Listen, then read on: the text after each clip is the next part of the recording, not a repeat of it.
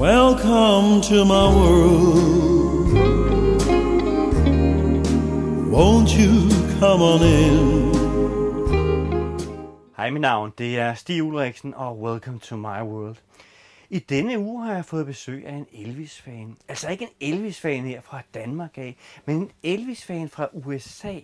Og ikke alene en Elvis-fan fra USA, men altså en Elvis-fan, der har oplevet 70 koncerter med kongen af rock and roll. Og ikke nok med det, hun har også fået kys af ham. Hun har ovenikøbet mødt ham flere gange. Og det er det, vi skal snakke om her i programmet. Nu hvor hun er i Randers i forbindelse med Memphis Mansion Garden Party, så har vi inviteret hende hen i studiet for at fortælle lidt om sine oplevelser med Elvis. Hendes navn det er Judy Palmer Benton Wall. Is that correct, Seth? Benton Wall, yes. Oh, that's good. Welcome, Judy. Thank you for having me. Well, I'm happy that you took time just to drop by me because I know you're very busy this weekend with all the Elvis it's been fans. fun. Lots of fun. First time I've ever been to Denmark. Okay. It's a really fun time, and Henrik has just made it just a joy for so many people. But that's great. And also it must be funny for you because you are an Elvis fan. You had a fan club in America. You have been following him around as a fan. And now Elvis fans want to talk with you about your experience with Elvis, your meetings with Elvis, and you have to talk from stage tomorrow about your meetings with Elvis and things like that. That's just turn around. Now you're the star. Yeah, it was like... Isn't it funny? I said, take a picture of this for my husband because he won't believe it. But I was talking to Charles Stone and I was signing an autograph and I said, may I use one of your pens? And he says, you don't have any pens? And I said, well, this isn't my usual gig. I wasn't used to signing autographs until I put my book out. And it was so weird when I signed my autograph on a book because then you feel like the celebrity, you know. Yeah. But you become a celebrity just because you knew Elvis. But it's we're just all fans. Yeah. And it's good that we can share the stories with each other, you know, and it gives life, another life, a new life to Elvis, even if he died so many years ago. Judy, I'm very curious. I really need to know how and when did you become an Elvis fan? 1956, I was 9 years old, and I can't pinpoint the actual, if it was the Dorsey shows or any of those particular shows, where I saw him. I just knew it was 1956 was when I started loving Elvis. And my mom bought movie magazines, and I saw the pictures in there. And my mom also would bring home records. And so I remember we had the stand-up radio thing with a phonograph turntable in the middle. And she brought home Love Me Tender. And I put Love Me Tender in there. And you know how many times you want to hear a new Elvis song? I had to go put it back on 100 times from the beginning. You just didn't push a button. So I just stood there and replayed that song over and over. And it just took off from there. And it's like many Elvis fans say that he touched even in a lonely part of their life, because I had moved, our family had moved into a new house and we were in a new area and I was the oldest child, so I didn't have friends at that moment, and Elvis was that connection. I talk to many people, they say the same thing, and I don't know about you yourself, but if you're struggling, going through a difficult time or something, you could put on an Elvis record and it just is peaceful. And he just soothes you with that.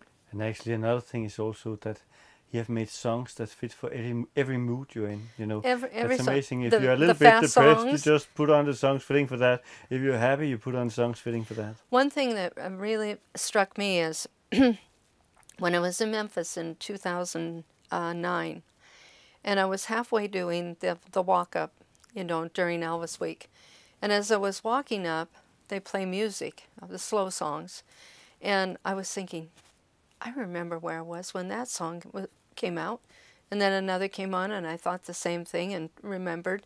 And I turned around and I looked down the gate and I saw this maybe a couple thousand people behind me, and I turned around and looked going to the garden, and there was probably 1,000 or more people going up there, and it struck me, this happened all over the world. It wasn't just me.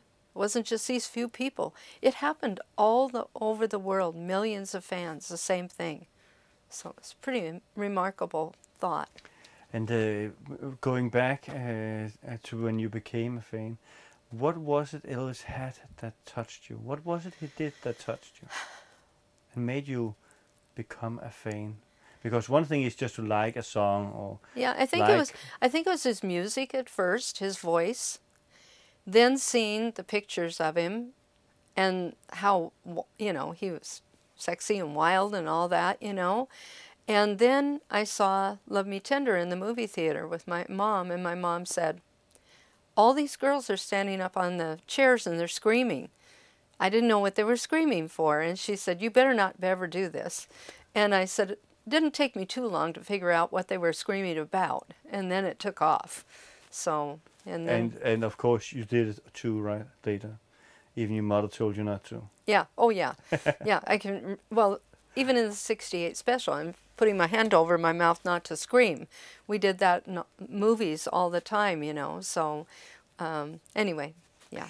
Yeah, and when did it take off? When was it you were to the first concert with Elvis? When was the first time you actually saw him live? In concert. In concert. The 68 I guess special. you saw him in concert before you saw him backstage, right? Yeah, I saw him at the 68 special. Was that the first time you saw him? Because he didn't perform from 1961 through 1968. There were no concerts except in Memphis and Hawaii. Yeah. So I never saw him. But before that, you actually visited his house, I remember you told me.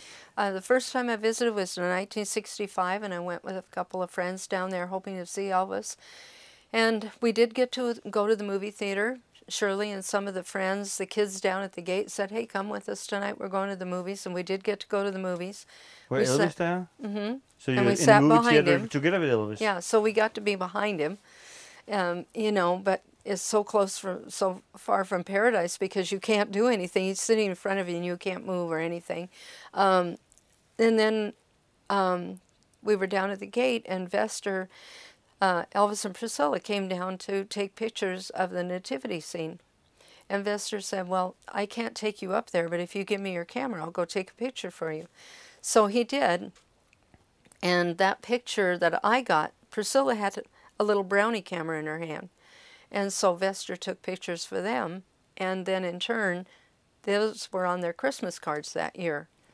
And Vester, just so people in Randers and area knows, was Elvis's uncle who was guard at the gates, right? Yes, Verna's brother was Vester, and Donna Presley is her mother. Nash was Vester's sister. Little sister. Yeah. So Elvis's uncles. Yeah. So that was the guy, and that's very nice done. You know, people say, what kind of star security people would do that for the fans? Well, you know, Vester. I think he had a sense of who were real fans. He said, you girls are really sincere fans. Because some people just went there, you know, dropped by and wanted a picture. He said people would come by and want to say, oh, I have the Presley Bible that I got, you know. And he says, well, how much do you want for it? And it was some outlandish price. And I believe he told me that Mrs. Presley, Minnie, Grandma Presley, said, if it was the only Bible in the world, I would pay for that. But, you know, I don't, you know, they got taken advantage of a lot. People. Yeah. And so he knew a true fan when he met one, is what I'm trying to say. Yeah. So you went there in 65, and you saw Elvis in 65, just driving by? Well, I saw him in the movie theater from the back. Yeah. And... you know, we got to listen to him. So he was there already when you arrived, or did he arrive after you? No, he was already there. And then we came in and sat down. And did you drive there by yourself, or did you drive some of his people? I drove with some of the kids that I met at the gate, and I think Shirley was one of them, because she said... And Shirley Connell is another fan of Elvis, who lived nearby Graceland. Right behind Graceland. But how many people, just to put it, how many people was in this movie theater together with us? Do we talk about 20 I can't even or 50 remember. Or how many? Because this is special, right? Well, it's not normal that a TV star or movie star and star as a singer, take his fans with him to see a movie in the theater Well, in the middle of the night? Elvis would go to the theater, and you were welcome to come if you were invited to come. So Shirley and her friends invited Sandy and I and Brenda to go to the movie theater that night. So we did get to go. But everybody, Elvis sat in the kind of the middle of the theater, and it was an unwritten rule, everybody sat behind him. Was he sitting all alone on the front No, seat? Priscilla was next to him. It was not in the front row, it was in the middle of the theater, in the middle.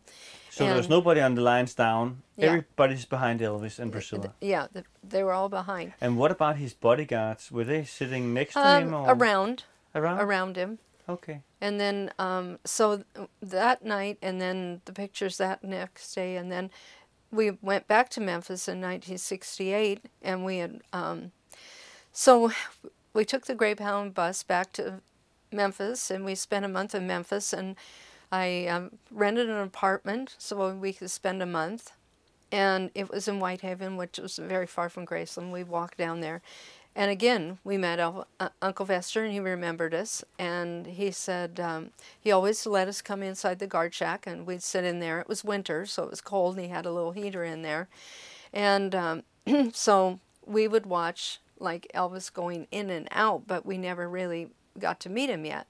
Well, Priscilla was due to have the baby, Lisa, then. And so we met her the night before she had Lisa, and we took a picture and talked to her. And I said, "Are you nervous?" And she said, "We both are. So, you know, every time a movie's there to catch me." And so we met her that night. And then the next day, Vester, when we came down there, he said Priscilla's water broke and they went to the hospital. So everything was so exciting in Memphis. You know, if the Presley baby's going to be born, I mean, it was just on radio and TV and everything, you know. And so she was born at, I think it was like 5:01 or something on the 1st of February. It was in the morning, early morning? Afternoon. Afternoon, Yeah, okay. they went in the early morning, not real early.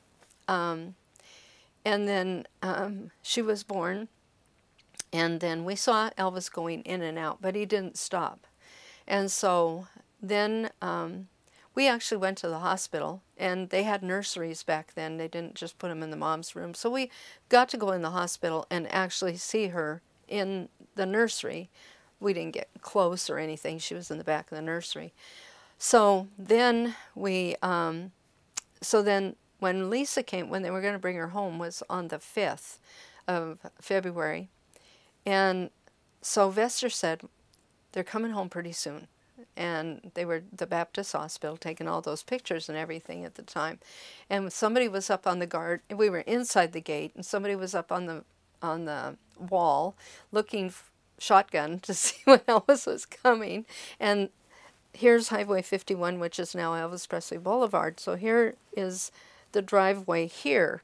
So there's room for one car to go in unless the gate is open. So you can just pull one car in. And it's a highway, so you have to pull in, you know, and stop. So, or if several cars, they could all pull in if the gate's open. So Vester said, we made signs that said, "Welcome home, Priscilla and Lisa," and he let us put them on the gate, and he put some on the trees going up at the driveway. And so Vester said, "I won't open the gate. I'll let the first car in, but I won't open the gate until they see your signs." And so the first car came in, and they were filming out the back of the car. And so then he closed the gates, and Elvis's car stuck in traffic out there. And then he pulled in, and then Vester opened the gate, and they pulled in really slow. And Elvis and Priscilla were sitting here on this side, and he pulled the blanket back so that we could see her as they drove by really slow. So I took still pictures, you know, as they went by. And always wished, you know, you see those Presley home movies, always wished that would come out because I might be in their movie, because they were filming out the back, but Okay. they filmed going up at the top. And so then the next day, I met Elvis for the first time, and Vester said, "Okay, if he goes out today, what I'll do is when he leaves, then when he comes back, I won't open the gate until you girls get across the driveway." We were in the guard shack. And so it must have been pretty comical because he honks and 3 girls run across the driveway, and his uncle won't open the gate till they're there. And so, and he usually was gone a couple hours, and he left, and 20 minutes later he was back, and we were like, Right. Was The that fan home club- in your the fan club? Was that a local fan club in the area No, where it you was lived, or was it international. national? Okay. yeah, people from all over, and it was handwritten letter. Back then. Yeah. How many members did you have? Just a curious question. Between 3 and 5 at different times, wherever it 3 to came and went. 5,000? No, thousands, 3 to 500. 3 to 500? I don't, and they got an 8x10, 3x5s, and about 4 or 5 newsletters. And I hand wrote everything. So, Amazing. but it was so fun, and it kept us. And so on it, he wrote to the Kissing Cousins fan club, "Thank you for everything through the years," which I thought was really cool that he would Yes. write that. And here's an experience. Have to figure out what people were saying to him, because I had 2 books of pictures. I made 10 5x7s in a book of he and Priscilla, candid pictures. Then I had a book of about 100 candids, because they were rare back then, in this book for me. And Vester said, well, what you should do is let Elvis see that book too. So I gave him the other book, and then I was trying to explain to him that this was a book that Vester thought he might like to look at, and he got confused and thought I wanted him to have that one. And I said, oh, no, not that one, it's too expensive. I meant priceless. And he just laughed.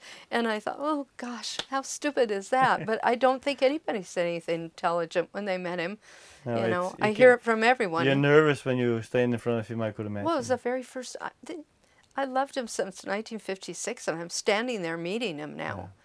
And he was a tall, yeah, handsome man, right? very handsome. And a lot of I always tell charisma. people he was 10 times more handsome in person than he was in a picture. And he was I think the things that I read that people say, that even though he wasn't in the room when they were there, when he came in the room, even if they had their back to him, they could feel his presence. Now, this sounds kind of spiritual and spooky, but it was real. I hear this all the time from all kinds of people. You just felt his presence. And my big thing with Elvis is that I love so much and I miss so much is his laughter. And he would get a twinkle in his eyes, and he would just light up the whole room with his laughter. So, That's amazing. yeah. And going back here, you actually also, as you said, you were part of the '68 comeback special. We know it as Today. It was not the name of it back then. Right. But how did you became a audience in the audience Well, at that special? we found out he was going to do the special when we were in Memphis, but we didn't know. Everybody thought it was going to be a Christmas show. And so our girlfriend Linda Webster worked in RCA, at RCA in Los Angeles, and so we wrote and got tickets, and then we went down and stayed with her. We had a connection of Elvis fans, so that when we went to LA, we had places to stay. And so she got the tickets, and we had the Thursday night show and the Saturday night.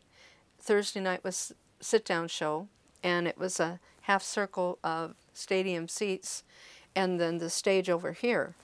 So because you could hear him, you could see him, but you couldn't be close to him. And so then Saturday night, we had tickets for that, and we didn't know it was, we thought it was going to be 2 shows, and we thought, oh, they're going to make us leave after this.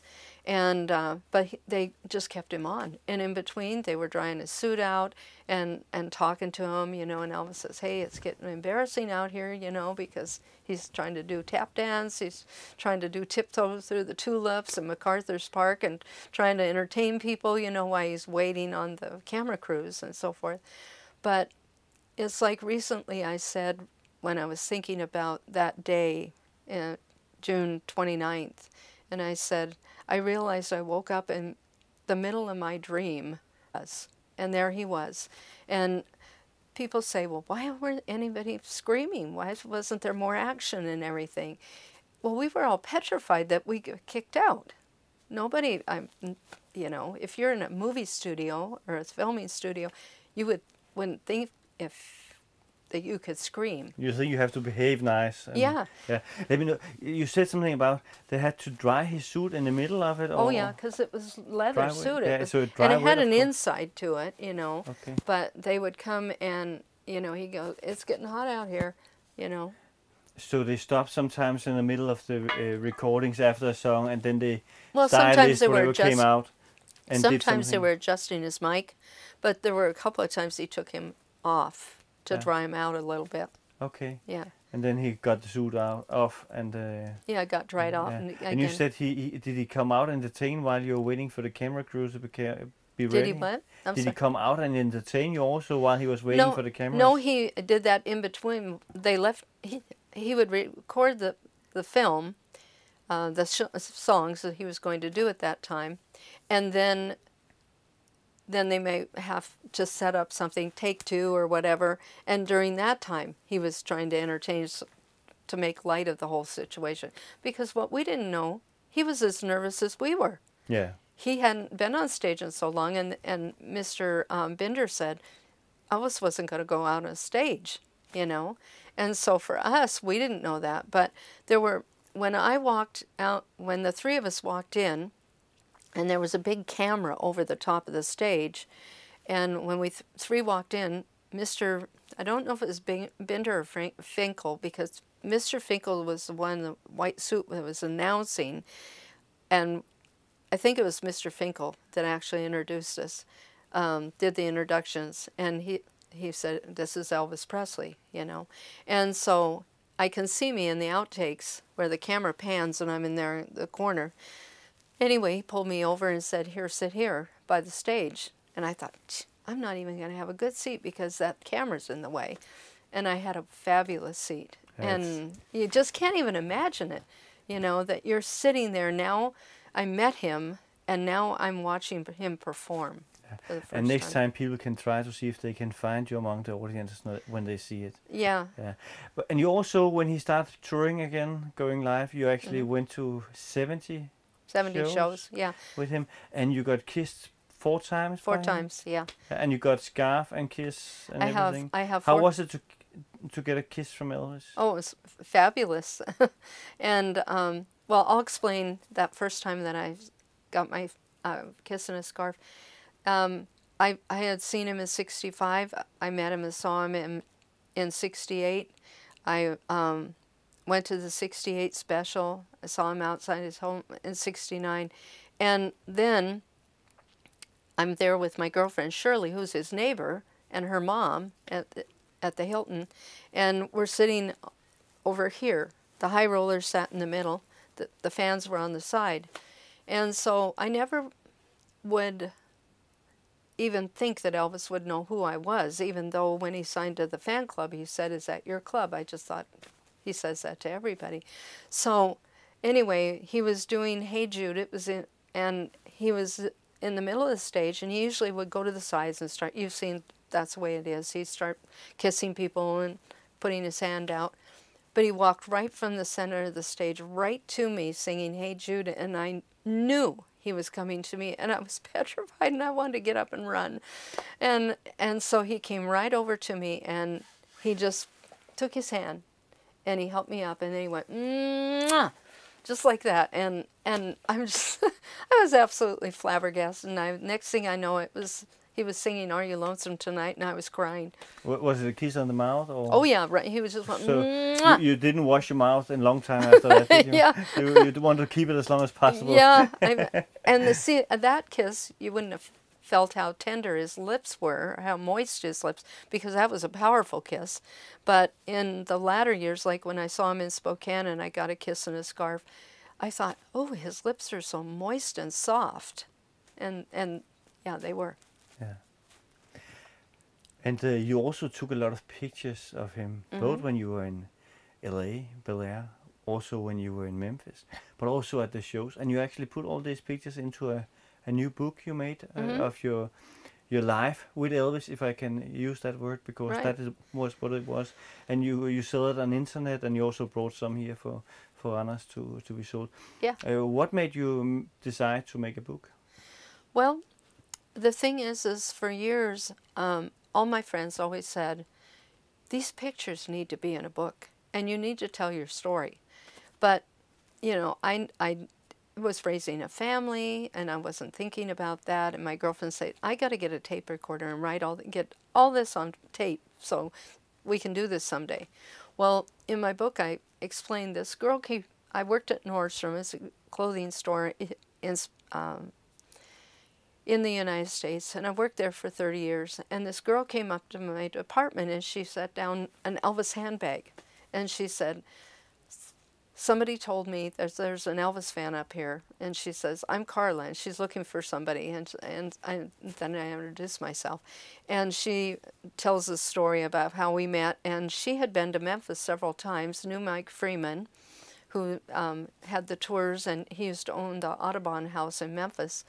And she goes, oh my gosh, these pictures need to be published. Well, she was worked for the newspaper. And so anyway, she had a vision for it. And so God provided her as an editor to edit all the words. I wrote it, she edited it, cleaned it, she said, you used too many exclamation points. And Mike was my publisher, and her friend worked for a photography studio, so she got all my negatives and pictures up to speed because they were 40, 50 years old. Another friend worked for a real estate company and did brochures, so she was able to do the book layout, because if I did it now, I could have done the whole thing myself, but I knew nothing of that. And then Betty Harper was a good friend of Mike's, and Mike, when he was on his way up to, he made 3 trips up there for his work on the book. He stopped at Betty's and said, this is the one we want to be on the cover. And he said, so Betty emailed me 12 different versions of my book cover, and she said, pick what you would like, and then I'll do whatever you want. So in the book, is it all your pictures you took, or do you still have a lot of pictures left? You know, I printed the best. I don't like printing pictures that are unflattering of Elvis. Do any of us want unflattering pictures of ourselves? So I wanted to do the same thing, because so it has, it's like, I can't remember how many pages, over 100 pictures. Yeah. The candid pictures were in Memphis in '68 riding horseback, and when I met him as well. And then I had like one candid in '69, and then in October of '70, I met him outside the house in Truesdale when he drove in, and he would always do that. Yeah. At that time, he would drive in, and if he had time to stop, he'd let you take pictures. So I met him 3 times then. And the time is running out, so I have a question I just need to get answered also, because how was Elvis? How was it to meet him? Was he a nice guy? Was he a smiling guy? How was he, if you should describe him for the viewers? Oh, he was just absolutely marvelous. He was, how do you describe that? He just was wonderful. Absolutely wonderful. And you never heard any bad words from him? It was never like, oh, I don't have time. No, never. He always was pleasant to be near. He was absolutely wonderful. And my girlfriend Judy Cherry, I'll just tell you this quick. She had met Elvis a lot of times in L.A. She took one of the pictures in the floral black shirt, and so she had that made up in the end of July in 1970. She made 2 11x14s matted, and she took it backstage when she met him in the middle of the month in October of '70. I didn't know this, and one of them was for me, for my birthday. And she said, Elvis, could you autograph this to Judy Palmer? And he says, she has a fan club in Washington. So that's who he was. I mean, you would never assume in your wildest, even though you had all these connections, you'd never realize that he knew you or he would have cared. And here's my last thing that I can tell you that will show how much he cared. My mom was a credit manager of a department store, and 3 men robbed the department store and shot my mother and killed her, and she died instantly. And so you think about, all my friends were seeing Elvis up at Truesdale. I had all these friends, fans down in L.A., and they told me that they told Elvis what had happened. I didn't absorb it at the time, but you think about it, how much he loved his mother. And if he knew that a fan club president that he had met, he probably had compassion on that too, looking back, I think. But I got a card in the mail, and it was signed Elvis and Priscilla, and it was his signature signing for both. And it meant so much to me, because all the people that thought you were crazy your whole life, and especially for my father who lost his wife, it was just an amazing thing that he would send a card. Generous that he takes time. So it showed how much he cared. Yeah. We weren't, back then it wasn't, we were groupies. Now it would be groupies. Yeah. But we were just fans going to see him, and he loved it. And if he didn't have time to stop, he'd say, "Not tonight, honey, I'm busy. You know, I'm going to doing a taping." Otherwise, he just came. And like in Memphis, you've heard, in '69, he just came out, threw open the gates, and just signed autographs for everyone. And that's very special, because not many famous people would do so much for his fans. But Elvis, he loved his fans. He knew that it was without them he would not have been where he is or was. Yeah. And one of my friends who knew Elvis said, "I believe Elvis loved his fans more than any other entertainer ever loved their fans." And that's true. The love that Elvis had for his fans, and it's like if you see him in Vegas, especially when he first came out, not that it wasn't for every show, but that's when I first noticed it. When he walked out on stage, the interaction between the fans and Elvis, the whole place just took off.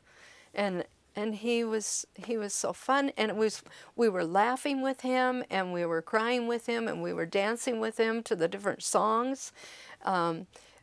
The people that were in the audience, and they would find out I had a fan club, and they think, "Oh, these girls are going to be wild."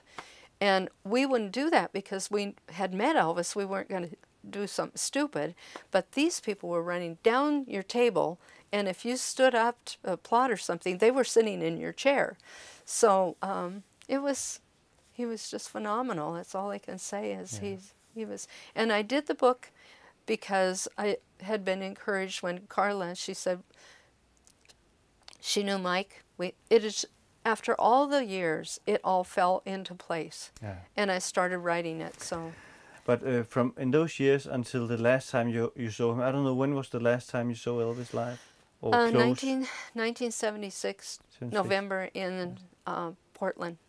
Did you see the changes of Elvis during those years? Yeah, I saw him coming, and we were worried and concerned about, we knew something was wrong, we didn't know what it was.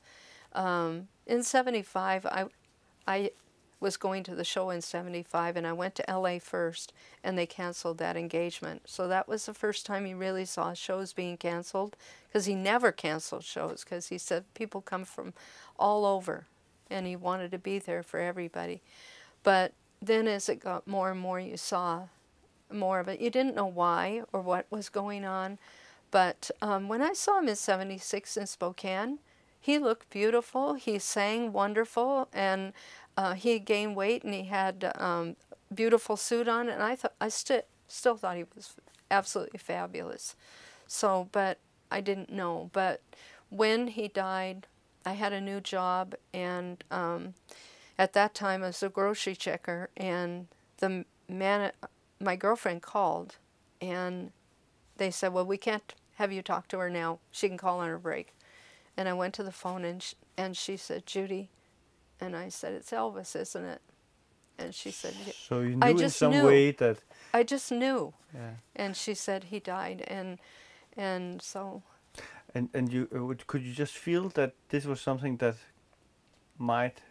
could happen with him? Yeah, I didn't know why I knew that, or I can't say any particular thing that I thought when I saw him. Because I saw him all the way up in Vegas to 75. I saw 10 out of 14 engagements there, but I couldn't go in 76. So. Were there also any difference on when he came to the gates, for example? You know, did he have less time to stop and talk with the fans because he maybe didn't feel that good in the last couple of years? Yeah, and well, I know fans in LA. Because in the 60s, I know from others that he very often took people with him to the movie theater. Oh yeah. But later in the 70s, he stopped doing that. Yeah, he stopped doing that. And when he moved to the Holmby Hills home in Los Angeles, because I had a whole network of Elvis fans that saw him down there, and it was the most probably private residence in LA that he had, and he didn't really come out and do so much. He might say hi as he went out, but not a lot of interaction like he did when we saw him. There's a famous picture of Elvis standing up in a limousine in Los Angeles, and I was just now reading a fan letter that going through some boxes, and I have two people telling me this story, how there were 58 people up there at Truesdale, and Elvis comes out and he takes off down into Hollywood or wherever he was going, and he had this trail of cars behind him. So what they did is Elvis stopped and pulled over as a safety measure, stood up through the roof, and Priscilla and Lisa were in the car, and he stood up and signed autograph and let them take their pictures so that nobody got hurt. But that's how he was. He was thinking of them, and he was thinking of him and his family at the same time, and not getting in a wreck. So. Did you ever see, time is going, but one more question is just, did you ever see there was a lot of talk about Red West, Sonny West, Dave Hepler was a little bit too hard on the fans, and that was the reason why Elvis fired them. Did you ever see anything like that at the concerts? I didn't see it personally. I read it later. Okay, but you don't have any personally, I didn't see it. I was there the night. I was in Vegas the night that those guys did that karate thing with Elvis and tried to attack him on stage, you know. And one of my girlfriends was in the audience. I didn't go to that show, but she was. And there was this guy, and he was challenging Elvis, and he had a whole party of people, and he was really obnoxious. You go back out there, and Elvis made some kind of comment about the fact that they better never hurt my fans, you know, because they were disrupting the whole area. So in that respect, they rallied for him. I never saw it in my world, but maybe it got rowdier later. Yeah. You know, in the last Julie, years. time is up. Yeah. It has been such a big pleasure talking to you. Well, it was fun talking to you. And I hope that I'll see you another time, and I hope we get time to talk a little bit more another time also. Okay. Nice Thank you very much see for coming by. Thank you. It's my pleasure to be here, and I've so enjoyed my time here. Everybody's just wonderful. We're all Elvis fans, aren't we? Yeah, that's right. Thank you. You're welcome. Og dermed nået frem til vejs ende af Welcome to my World i denne her uge. Jeg vil gerne sige tusind tak, fordi I valgte at kigge med, og jeg håber at se jer alle sammen igen i næste uge, når vi vender tilbage. Tak for den gang. Welcome to my world. Won't you come on in?